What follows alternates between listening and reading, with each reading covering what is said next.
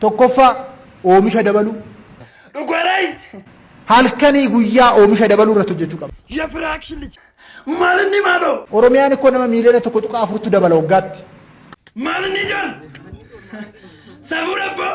Sinirree ganaadha dhalchinee garuu warri Sinnukkubuu maaloo afaanitti?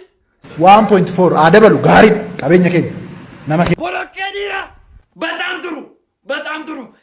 Hey! Stop! Eenyu taphatama?